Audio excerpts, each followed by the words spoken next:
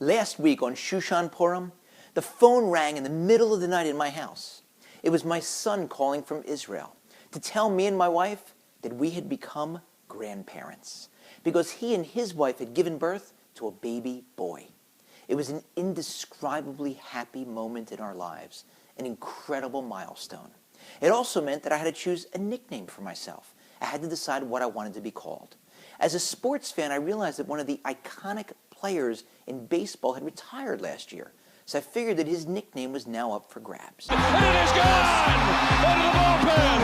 A three-run home run for Big Papi! Final season of his fabulous career, our beloved Big Papi, designated hitter number 34, David Ortiz.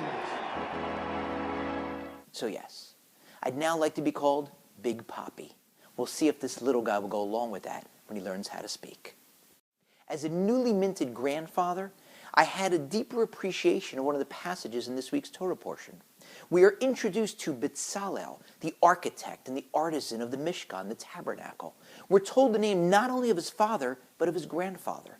The commentators say that's no accident because his grandfather was Hor, who was killed while trying to stop the Jews from building the golden calf. Because the Mishkan was built as an atonement for the sin of the golden calf, God chose Hor's grandson to build it, so that Hor could beam with pride up in heaven, seeing his grandson as the architect of the Mishkan. But that only makes sense if we make two assumptions. Number one, that the soul continues to exist after life. We know that's true. It's a basic cornerstone of Jewish belief. And number two, that grandparents have relationships with their grandchildren. We know that's true, but it's rarer than you might think. Animals have relationships with their children. They're fiercely protective of their young. But that relationship does not continue to the next generation. A grandparent-grandchild relationship is uniquely human because it's as much conceptual as it is biological. Become a grandparent, you become, in a sense, a mensch, a person, more human. The Yiddish word for grandchild is enikel.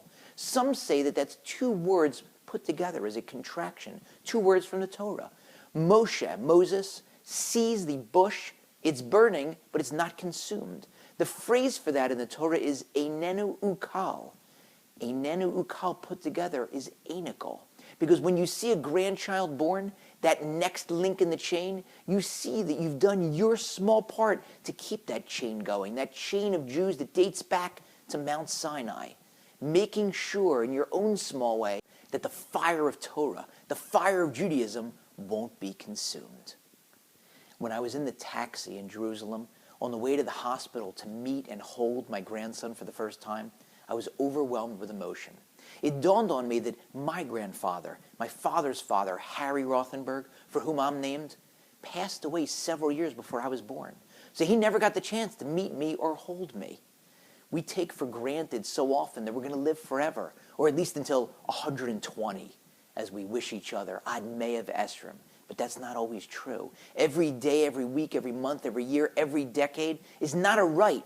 It's a privilege that God renews until he doesn't.